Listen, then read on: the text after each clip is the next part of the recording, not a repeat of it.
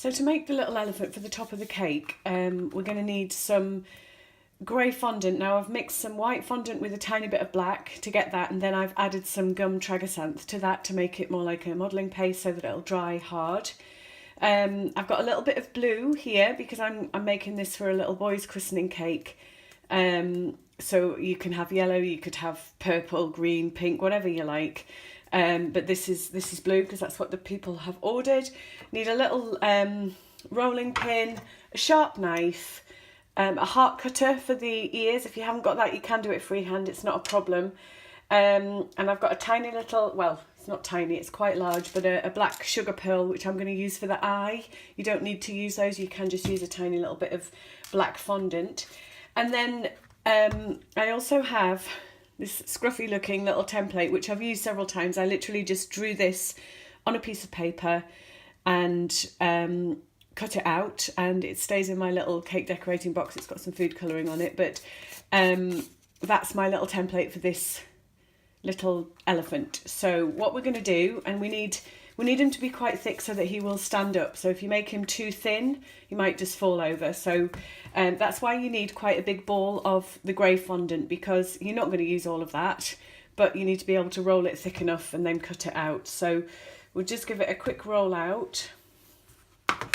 It seems to, yes, this side's fine. If you've got creases in it, like mine, they're going to show.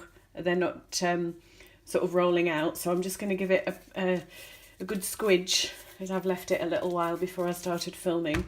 So, oops. So a bit of a squidge and then a roll around between, put some really good pressure on between the palms of your hands. That helps to get all of the lines and creases out. So you've got a much smoother ball, and now roll that out again. Okay, so I'm not going to roll it much thinner than that because, as I say, we need this to be quite thick. So that's probably about 1 centimetre thick, if you can see that. So just put that on there, just smooth it. It needs to be big enough to fit your template on, so that's the perfect size.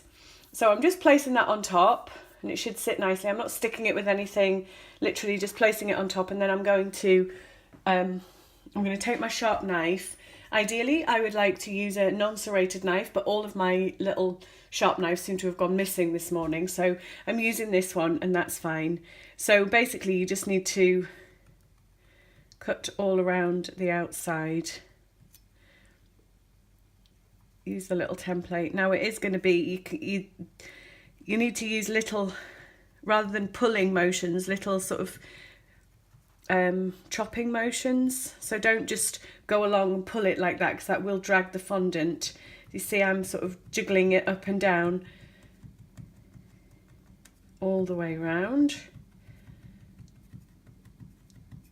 Might have to go around more than once just to make sure that you've cut every little bit. But you just use the edge of the template as a guide. When you get into the little crevices, just turn the knife round. Make sure that it doesn't move too much.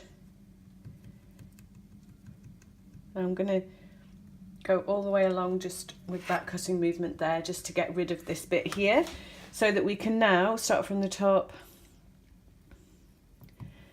and just cut the leg bit out as well. Okay, so now what you will have, hopefully, this is what I mean about going around more than once, just to make sure you've got it all off. So you can take the template off. Now that looks quite rough. It was always going to, using the jaggedy movements, but because the fondant is nice and fresh, what you can do is just pick it up and start making all of those lines nice and smooth.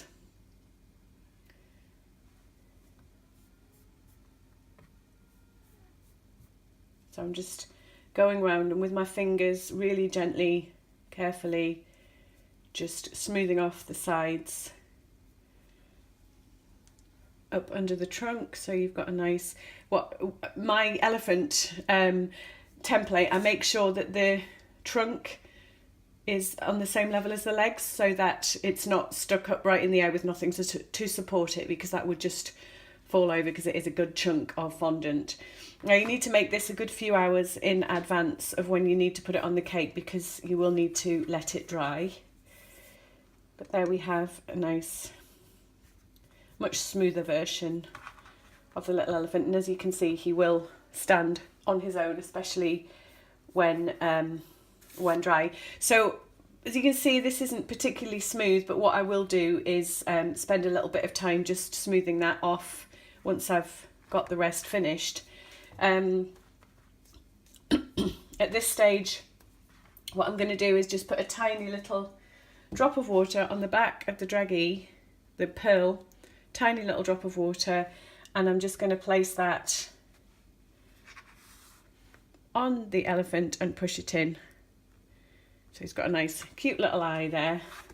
And now I'm just going to roll out quite thin this blue. Roll it out quite thin because it's just literally going to sit on the elephant. It's not going to stand up by itself or anything weird like that. So here's my heart cutter. It's my medium-sized heart cutter. I'll just cut out a heart, give it a spin round, get rid of the edges. And then you can place that wherever you would like. Just play around with positioning of that. I quite like it just sort of at an angle behind the ear, behind the eye, sorry. You can shape it however you like. You can just have a teardrop shape. You could do a different shape for the ear. It doesn't matter. I just like the heart because I just think it's quite cute. So there we are. And finally, what I will do is just take a tiny little bit of fondant here, and probably half of that. And what I'm going to do is just do an elongated teardrop shape like that, and then I'm going to sort of flatten out the end, and with my knife just make some marks on the end, some little sort of cuts for his tail. So it's just a really simple little tail, which is then going to be placed again with a little bit of water, little tiny bit of water just on his tail there, and just place that where you think the tail would go. And then we have a little elephant. Now you can stand him up. What I'm probably going to do is place a dowel through his trunk and out of the bottom of his trunk, which will have a little balloon on the top, because this is, you know, a christening cake and they've asked for a balloon coming out of it. You can either do it through the trunk or just place the dowel behind on the cake, put it behind the trunk, and straight into the cake. So there we are.